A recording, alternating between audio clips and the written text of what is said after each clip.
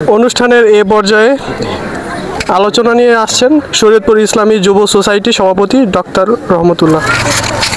আসসালামু আলাইকুম রহমতুল্লাহি ওয়া বারাকাতুহু। আউযু বিল্লাহি মিনাশ শাইতানির রাজিম। বিসমিল্লাহির রহমানির রহিম।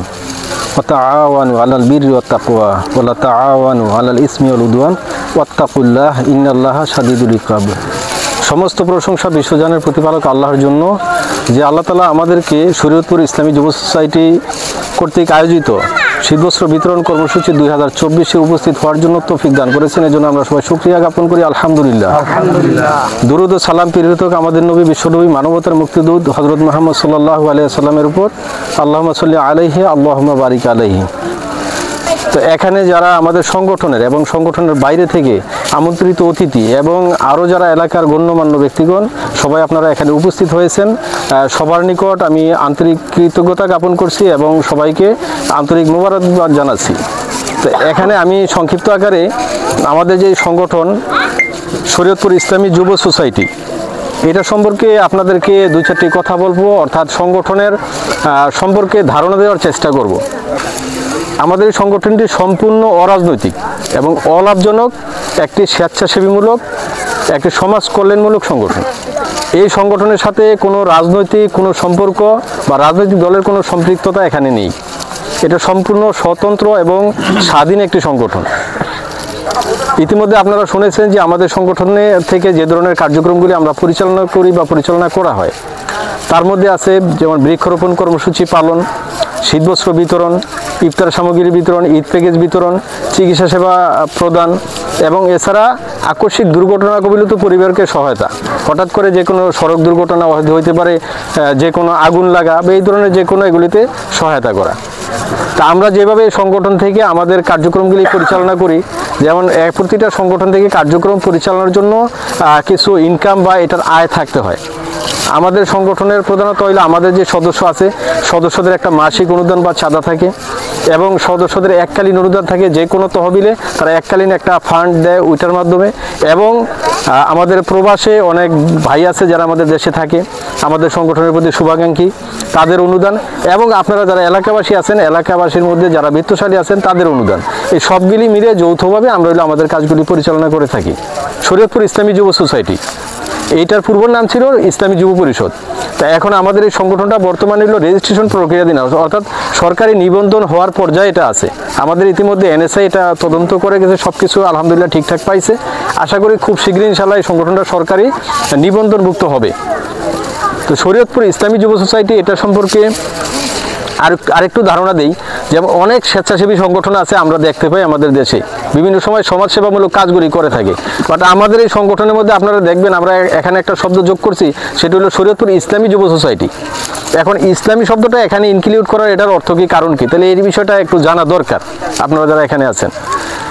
সমাজসেবামূলক কাজ, বহু ধরনের কাজ আছে অনেক সংগঠন করে, বাট সবগুলি শরিয়া মেনটেন করে বা ইসলামকে ফলো করে করা হয় না। বাট আমাদের সংগঠন থেকে ওই ধরনের সেবামূলক কাজগুলি আমরা করে থাকি যেটাকে ইসলামকে ফলো করে, অর্থাৎ ইসলাম যেটা নিষিদ্ধ, ইসলাম কোনো নিষিদ্ধ এরকম কোনো কার্য আমাদের সংগঠন থেকে করা হয় না, বা উক্ত কোনো ক্ষেত্রে আমাদের সংগঠন থেকে অনুদান দেওয়া হয় না। শুধুমাত্র ওই ক্ষেত্রেই আমাদের সংগঠন থেকে অনুদান দেওয়া হবে, ওই ধরনের কার্যক্রমগুলি পরিচালনা করা হয় যেগুলি ইসলাম সমর্থিত। আর আমরা শুধু কোনো মানুষকে দেখা গেছে যে কোনো একটা বিষয়ে সাহায্য সহযোগিতা ওইটা করেই ক্ষান্ত হই না, তার পাশাপাশি আমরা মানুষকে একটা ইসলামের দাওয়াত দিই যে আপনারা প্রত্যেকে যেটা আমাদের ইসলামী অনুশাসন, ধর্মীয় যে অনুশাসন, সেগুলি আপনারা পালন করেন, সেগুলি মেনে চলেন। আসলে একটা মানুষের যে জীবন, এই জীবনটা আমাদের যে টোটাল জীবনটা, এটা হলো পরকালের জন্য প্রস্তুত করার সময়। তা আমাদের জীবনটা এমনভাবে পরিচালনা করা উচিত যে এখানে যেই কর্মের মাধ্যমে আমাদের এই দুনিয়ার জগতেও শান্তি আসবে এবং পরকালীন জগতেও শান্তি আসবে। আমাদের এই যে পিছনে ব্যানারে দেখবেন এখানে একটা হাদিস আছে, মুসলিম শরীফের হাদিস, আর 1314 নম্বর হাদিস। এখানে স্পষ্ট এই হাদিসটার মধ্যে বলা আছে যে আল্লাহ তাআলা বান্দার সাহায্যে ততক্ষণ নিয়োজিত থাকেন যতক্ষণ সে অপর ভাইয়ের সাহায্যে নিয়োজিত থাকেন। আসলে একটা মানুষের নামাজ, রোজা, হজ, যাকাত, ইসলামের যে বেসিক যে জিনিসগুলি আছে এগুলি করাটাই আমরা আসলে অনেকে যথেষ্ট মনে করি। কিন্তু আপনি মানব সেবার বাইরে গিয়ে মানুষের পাশে না দাঁড়িয়ে মানুষকে সাহায্য সহযোগিতা করা বাদ দিয়ে শুধু নামাজ রোজার মাধ্যমে কখনোই আপনি আসলে জান্নাত বা কাঙ্ক্ষিত যে সফলতা অর্জন করতে পারবেন না। এগুলির পাশাপাশি আমাদেরকে এটাও বুঝতে হবে যে আমরা যে সমস্ত মানুষ, সাধারণ মানুষ আছে বা অনেক লোকজন আছে যারা যারা দেখা গেছে মানে আমাদের সমাজের মধ্যে একটু গরিব শ্রেণীর, নিজেরা অনেক কিছু করতে পারে না। আমরা যদি সবাই মিলে যদি তাদেরকে সাহায্য সহযোগিতা করি তাহলে তাদের জন্য কাজটা অনেক সহজ হয়। আর সংগঠন করার উদ্দেশ্য হইল একজনে একটা, যে কথা আমাদের উপদেষ্টা উনি যে কথাটা বললেন যে একজনের জন্য একটা কাজ করাটা আসলে অনেক কঠিন, বাট 10 জন মিলে যখন একটা কাজ করা হয়, 10 জনের শক্তিটাকে একত্রিত করে যখন কাজটা করা হয় তখন সেই কাজটা হইলে একটা খুবই সহজ। তো বিগত সময়ে ইনশাল্লাহ আমরা আমাদের নদীর ওপারে বিশেষ করে অনেকগুলি প্রোগ্রাম আমরা করছি। এর জন্য এই বছর আমরা চাচ্ছি যে আপনাদের সহযোগিতা, সকলের সহযোগিতা এখানে যে আমরা কিছু শীতবস্ত্র নিয়ে আসছি আমাদের সামর্থ্যের মধ্যে যতটুকু পারছি। ইনশাল্লাহ সামনে আমাদের যদি ফান্ড বড় হয়, আমরা যদি আরও বড় ধরনের কোনো ফান্ড সংগ্রহ করতে পারি, ইনশাল্লাহ আরও বড় বড় কাজ আমরা করব। তো আপনারা যারা কষ্ট করে আমাদের এই প্রোগ্রামে উপস্থিত হয়েছেন সবার প্রতি আমি কৃতজ্ঞ এবং সবাইকে আবারও ধন্যবাদ জানাই। এবং আমাদের সংগঠনের প্রতি আপনাদের সবসময় আপনাদের দোয়া এবং আশীর্বাদ এবং সাহায্য সহযোগিতা পাশে পাবো, এটা আমি বিশ্বাস করি এবং আপনাদের থেকে এটা আশা করি। তো এই বলে সবাইকে আবারও ধন্যবাদ জানিয়ে আজকের মতো এখানে শেষ করছি। আসসালামু আলাইকুম ওয়া রাহমাতুল্লাহি ওয়া বারাকাতুহু।